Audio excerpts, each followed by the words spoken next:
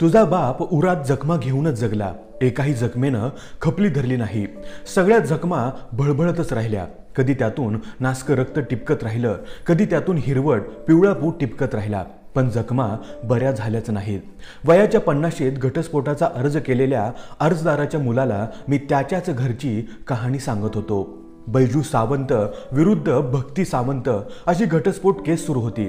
त्यांना बलराज हा मुलगा होता. मी बैजू सावंत आणि पूर्वीची भक्ती शिंदे एकाच कॉलेजमध्ये विद्यार्थी होतो. त्या दिवशी बलराजला मीच बोलावून घेतले होते. बलराजला मी पुढे सांगू लागलो, मुळात तुझी आई ही पत्नी झाली, पण तुझ्या बापाची सावली होता आलं नाही तिला. तुझा बाप कष्ट करीत राहिला, दुःख झेलीत राहिला, प्रपंचाचं घरटं बांधत राहिला. तुम्हा सर्वांचा रात्रंदिवस विचार करत राहिला. काही निर्णय चुकले, बरेच यशस्वी झाले, पण तो थांबला नाही, पुढे चालतच राहिला.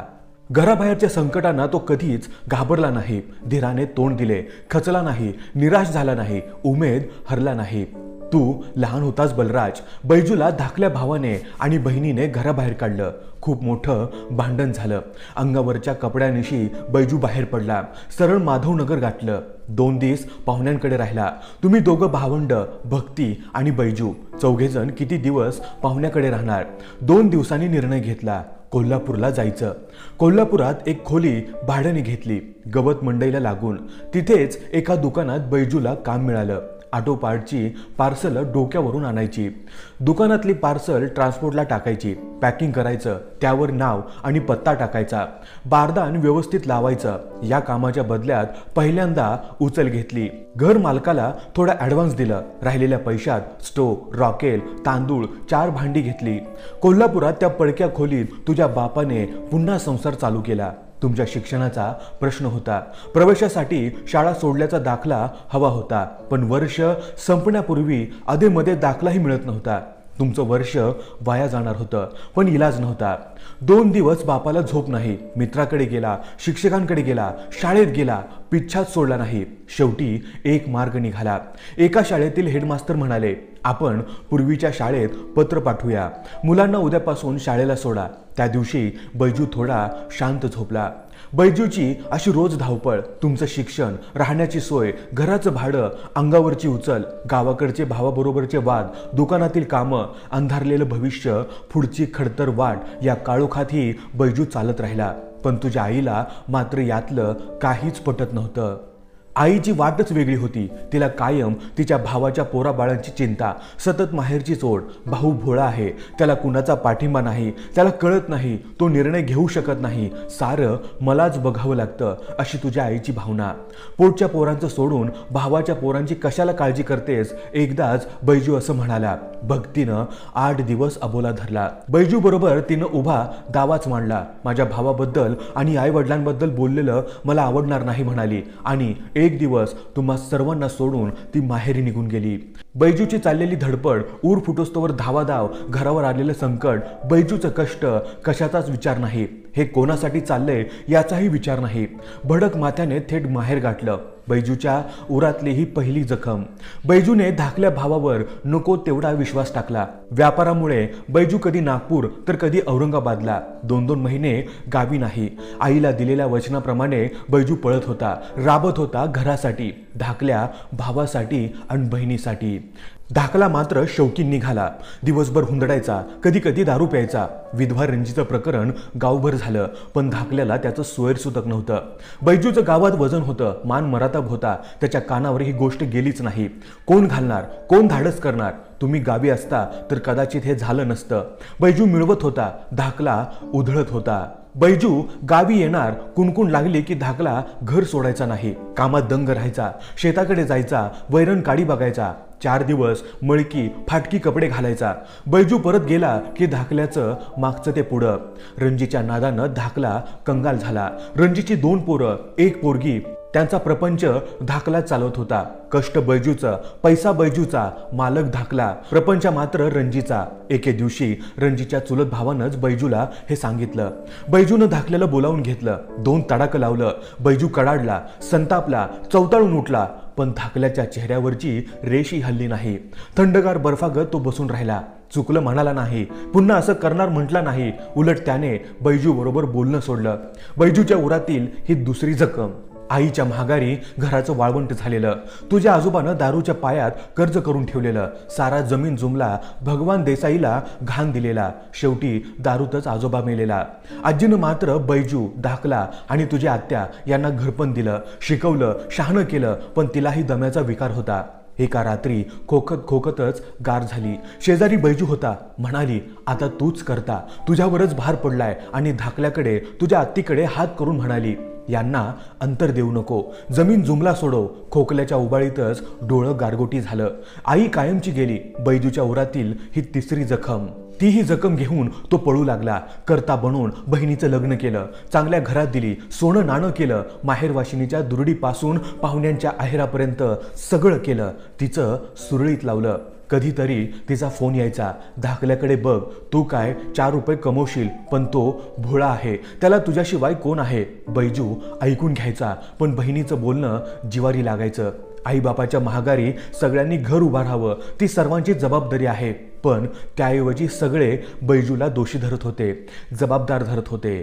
एके दिवशी बहिणीने धाकल्याला मुक्कामाला बोलावलं, जेवण केलं. झोपताना म्हणाली, तुझं तू आता काहीतरी बघ बाबा, त्याचं काय लग्न झालंय, पैसे मिळवतोय, पोरं होतील, पण तुझं काय. मग धाकला जास्तच बिथरला. बैजू पैसे पाठवायचा, आजोबानं केलेलं कर्ज फिटावं, जमीन जुमला सोडवावा, बैजूची ही भावना. पण झालं उलटच. धाकला चैनी करायला लागला. बहीण त्याचीच बाजू उचलून धरू लागली. ही बैजूच्या उरातील चौथी जखम. मात्र काही झालं तरी आईला वचन दिलंय, जबाबदारी आपलीच आहे, ही बैजूची ठाम भावना होती. धाकल्याचं लग्न करायचं होतं. बैजू भोसेला गेला, खानापूरला गेला, वांगीला गेला, इलाक्यात फिरला, मुलगी बघितली, लग्न करून दिलं. बहिणीला दागिनं, भावजायाला सोनं, सगळं एकट्यानं केलं. बैजूच्या अंगावर कर्ज वाढलं. नागपूरकडची धंद्याची साईट बंद झाली. सगळा बोऱ्या बिस्तरा घेऊन बैजू गावी आला. आता इथेच काहीतरी व्यवसाय करायचं ठरवले. भावाची साथ नव्हती, बहिणीचा आधार नव्हता. आई वडील तर केव्हाच गेलेले, जाताना विस्कटलेला संसार टाकून गेलेले.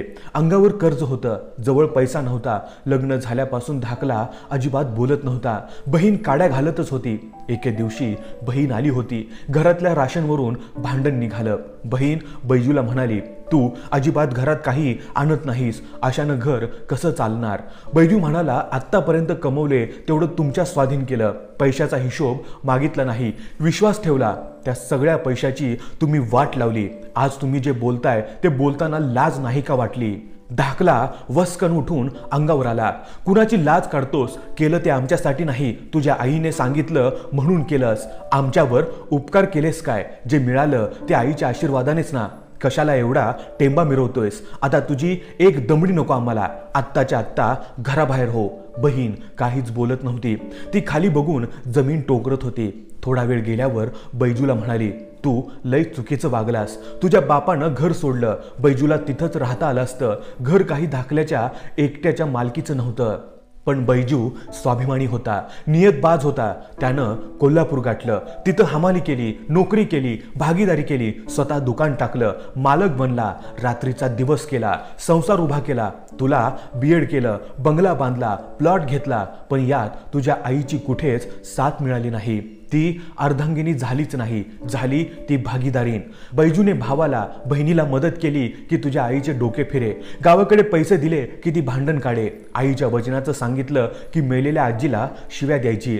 बैजू तिला समजवायचा, तू काही काळजी करू नकोस, मी कमवतोय, तुम्हाला काहीही कमी पडू देत नाही. थोडे दिवस कळ काढा, माझी जबाबदारी संपली की मी रिकामा झालो. पण ती ऐकण्याच्या अवस्थेत नसे.